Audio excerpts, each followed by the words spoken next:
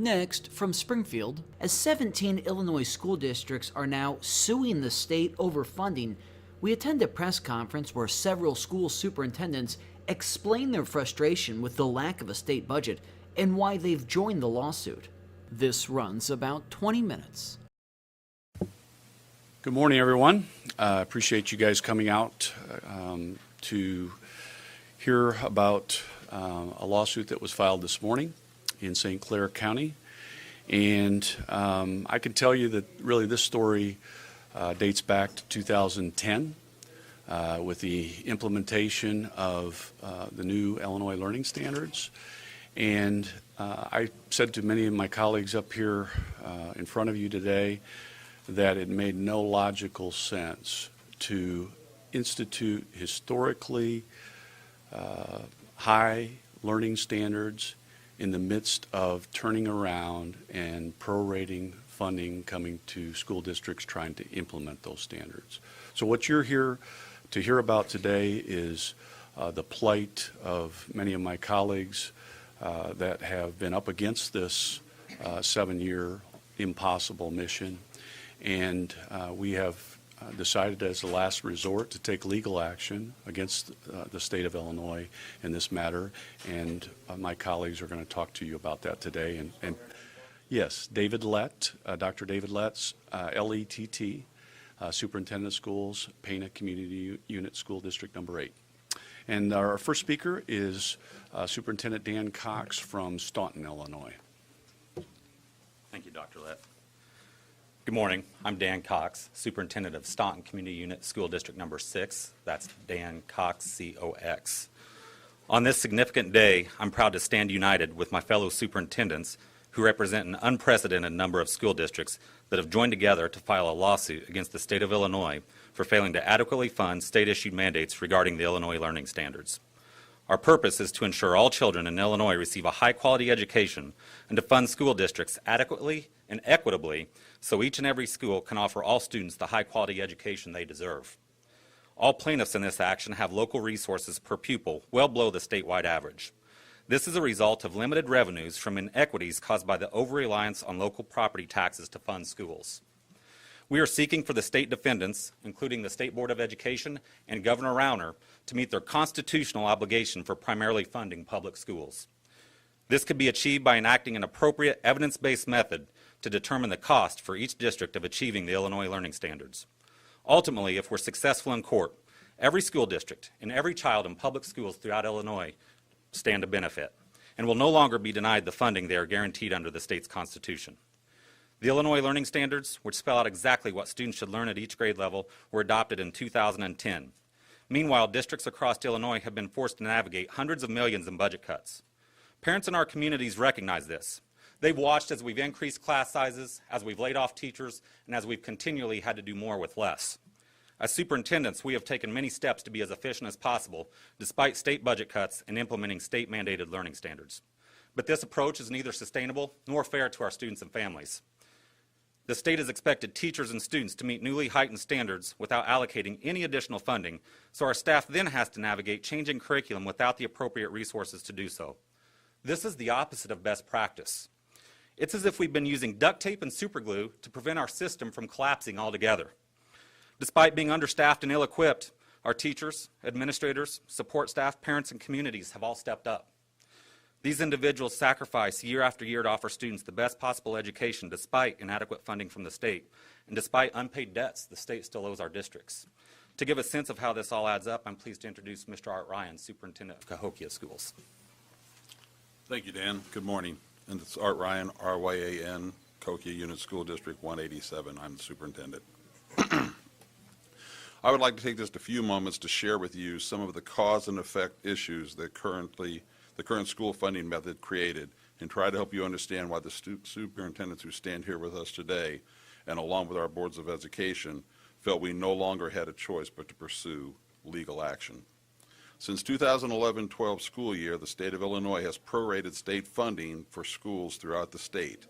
This means that the state has held back a portion of the monies promised to educate children for the last 6 years, most years holding approximately 11% of the funds. This proration has created shortfalls for almost all districts in the state, which districts that depend on the state funding the most, like the ones who stand here today, being hit the hardest. The amount of monies cut from each district varies, but is proportional with the district's annual budget. For Cahokia, we have been shorted $14 million over the past years. The current school year, the state funding was not prorated, but additional funding for things like transportation and extra services for our special needs students, commonly referred to as categorical payments, have not been funded at all. This would mean an additional loss of $4 million to my district and proportionally similar losses for all the other districts in the state. Just like with our family budgets, if our funds are cut, we have only a few options. We can either cut expenses, borrow money, or raise extra income from another source. Most Illinois districts have had to do a combination of all three. Cutting expenses means that we have to cut programs for our children and lay off teachers in our schools. Most districts facing the shortfalls have had to increase class sizes to between 25 to 35 students in a class. How can our teachers and our students be expected to meet high standards which the students will need to reach in order to succeed in today's world? In addition, with less money, programs like music, art, vocational education, after-school extracurricular programs, sports, teacher aides to work with small groups of children, and etc., have all been eliminated. In order to try and keep programs functioning, many districts who could have borrowed money to supplement funding. Imagine paying your mortgage bill, your heating bill, buying your groceries month after month by putting it on your credit card. This system is similar to the current educational funding system, is unsustainable. The only other option is to try and generate extra revenue somewhere else. The only method we have to generate extra revenue is to increase the burden on our homeowners by raising property taxes. In districts like ours with high poverty or middle-class families that are already burdened, that option is destroying our communities. I will speak for myself. In Cahokia, in order to keep our school doors open, we have raised our property tax rate on our citizens to $13.08. This may well be one of the highest tax rates in the entire state of Illinois. I want to point out that these problems were generated by an outdated, inadequate funding method that is currently being used in Illinois. You need only do a basic examination of the offerings to students in affluent communities compared to the opportunities that our students are denied to see the lack of adequacy and equitability throughout the state. Our students, parents, teachers, and community, along with the school boards of our districts, have employed us, the superintendents who stand here today, to do everything in our power to ensure that our students and all students in Illinois receive the opportunity to earn a high-quality education. In Illinois, the quality of a child's education should no longer be based on their address. I would now like to introduce Dr. Jill Griffin, Superintendent of Bethalto Community Unit School District Number 8, to discuss some of the curricular issues our districts face. Thank you, Art. My last name is Griffin.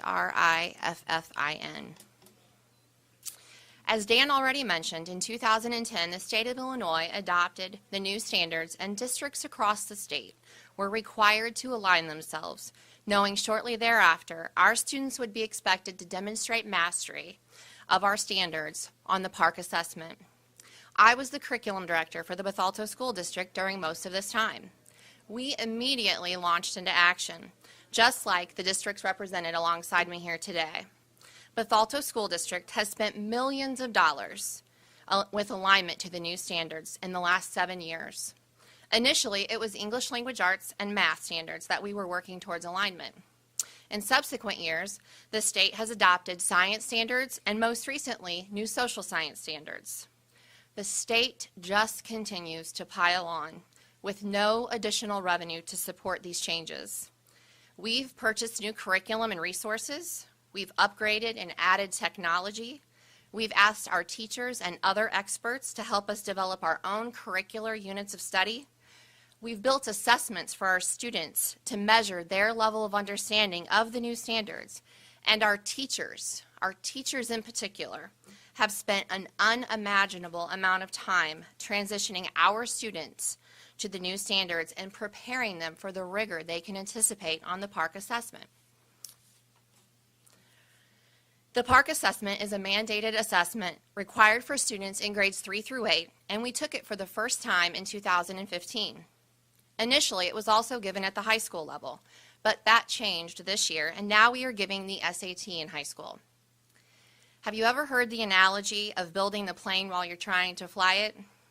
That's what many of our educators across the state of Illinois have been doing to align themselves since 2010 with absolutely no additional revenue to support these changes.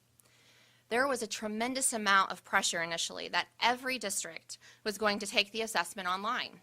However, many districts were not able to purchase the technology necessary to take the park assessment online. Bethalto took that 2015 deadline for park, and we mapped out a 5-year plan to ensure alignment, and that we were able to support the new assessment internally because that's what we were told was required. But the state didn't follow through with that initial requirement. So now it varies across the state. Some districts test exclusively online, like Bethalto. Some take it exclusively paper-pencil, or in some districts it's a combination of both, paper-pencil and online. However, we're all held accountable to the same outcomes, knowing that the level of rigor with each of the testing options varies significantly. Nonetheless, our scores are all laid side by side in the newspapers, not taking into account the type of assessment given, the poverty levels of each of our districts, or the money available to spend per pupil in each district. We are surviving in times of unprecedented accountability, all while we're experiencing unprecedented cuts in our revenue sources, specifically from the state of Illinois. In the Bethalto School District, we cut $2.2 million last week in a public board meeting, simply to balance our books. This is not a decision that our board or I took lightly. We cut 20 positions, and 10 of those were teachers. To date, the state of Illinois owes us over $7 million. This year alone, the state of Illinois has sent no funding to support our special education students. They've sent no funding for regular bus transportation, no funding for special education transportation, and limited funding for early childhood education. We are presently facing a loss of another $1.7 million just this year alone, funding specified for our most vulnerable children. Unfunded mandates by the state of Illinois, like the new standards, should not continue unless the state provides funding for those mandates.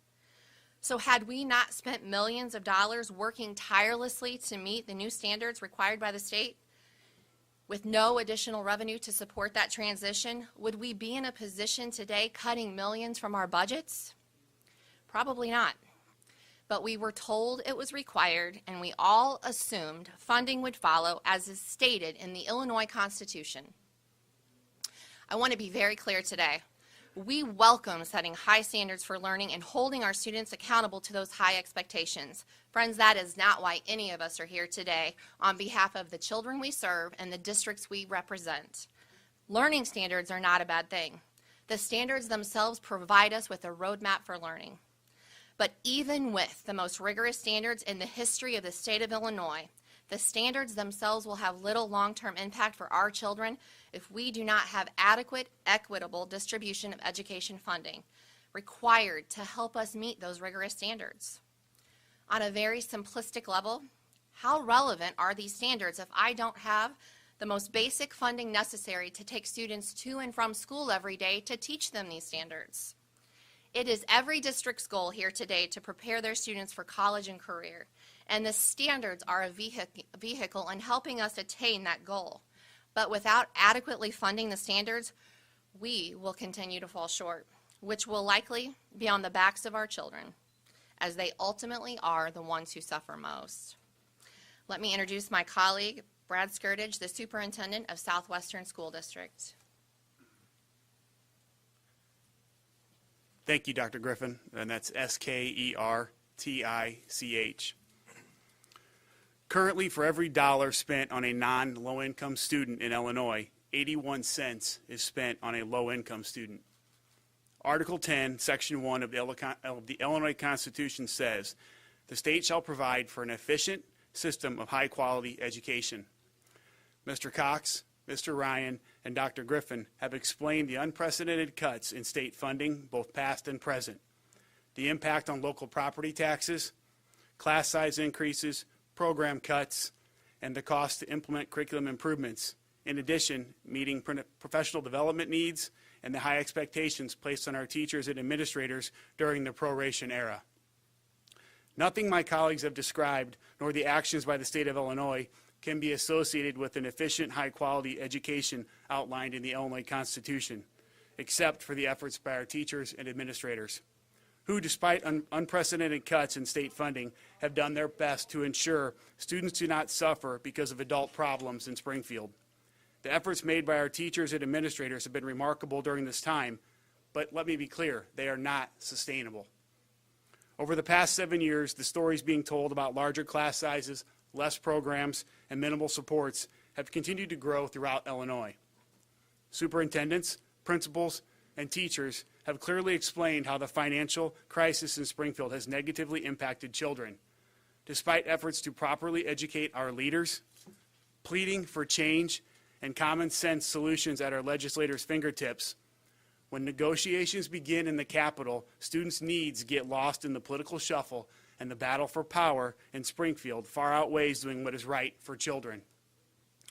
The stories you have heard today, like so many others, have not raised a sense of urgency and motivated our leaders to reach across the aisle, find common ground, and compromise in the best interest of children. Let me be clear again, litigation was not our first choice. We feel we have exhausted all other possibilities. However, at this time, my colleagues and their respective boards of education do not see any other options to correct the financial crisis that is negatively impacting our students. Therefore, we have joined together to take legal action on behalf of all school districts and students in Illinois. We welcome the high expectations established by the Illinois Learning Standards, but to meet these expectations, school districts require an adequate and equitable funding system, a funding system that will allow educators throughout Illinois to properly meet the individual needs of their students. Educators have fought for their students for 7 years and will continue to fight until change occurs. Unfortunately, that fight now moves to the courtroom, and as we approach a decade, the question still remains: when will the children of Illinois become a priority for our leaders in Springfield? Thank you. We'll be happy to take some questions for a few minutes, if there are any. The Illinois Supreme Court has rejected cases like this in the past. They say that they don't want to wait for this, and they can't legally force the General Assembly to spend more money. So what is different about your lawsuit? I'm going to ask our legal counsel, Mike Persoon, to answer that question. Michael Persoon, P-E-R-S-O-O-N, law firm Dupre, Schwartz & Gagan Limited. I think you're talking about the 1996 case, the Committee for Better Education, or Committee for Educational Rights v. Edgar, where the Supreme Court said, we don't know what a high-quality education is. Well, there's been some real landmark changes since then. So what the court was dealing with there were the state learning goals that have been in place since 1985.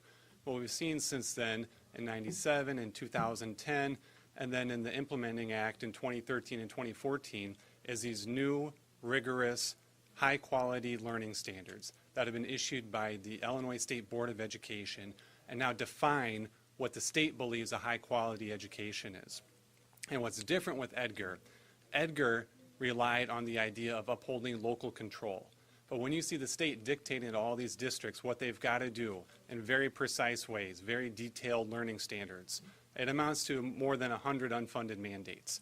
And the state can't tell them that they've got to do their education a certain way and then hide behind this idea that there's local control, which is becoming more and more of a fiction when you look at these learning standards. There's an attempt to fix the formula, and education is actually the only part of the budget the governor signed in his first year, and they did a stopgap last year. Schools have stayed open. Is it the distribution of money? Is it more money? Or is it both that you are asking for in this court case? Well, I think everybody needs more money. Illinois is not paying its bills. It can't even pass a budget. We're in year 2. But what this is looking at is we want the state to have an evidence-based method for determining what it costs the districts to comply with the learning standards and to show substantial, meaningful growth under these learning standards, and then to pay that ticket. And I know the Constitution says predominant, but again, I think court cases have said that the state doesn't really have to give 50%, or are you saying it does?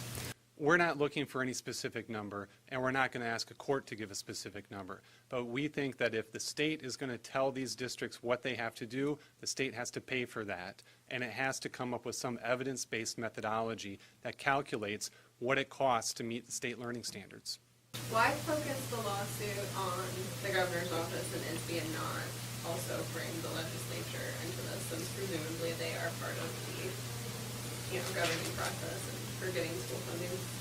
Well, this is how it goes in lawsuits. You sue the governor because he's the executive of the state. So when the Committee for Educational Rights sued back in the 90s, they sued Edgar. They didn't sue, the speaker.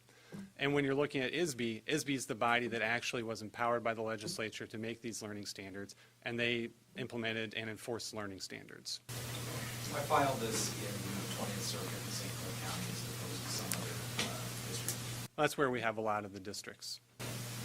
Was there any thought to, like, the strategy of that, like that area maybe being amenable to plaintiffs? Did that go into that consideration at all? We just looked for where it was right to file it, and we have a lot of plaintiffs there, and that's where it was right to file it. Will the Chicago schools benefit from this lawsuit? Any Chicago schools, would they benefit from the lawsuit? They're not a party to it. They have their own lawsuit that they're pursuing. Would this have any effect on them or bearing on them? It would. I'd really have to speculate on on what the ultimate outcome of the case would be, what it would look like. And it's 17 districts, is that right? Yes. And are you all, has there been an analysis of the proposals for change in formula? Would a change in formula help? Or are you seeking something here that the legislature can't even do with a change in formula? This is something different. I think everybody wants to see a change in formula that's fair and really does what's right for the kids of Illinois and in these districts. But what this lawsuit looks at is making sure that the state doesn't get to take away local control through learning standards, but then leave these districts writing the check to pay for it.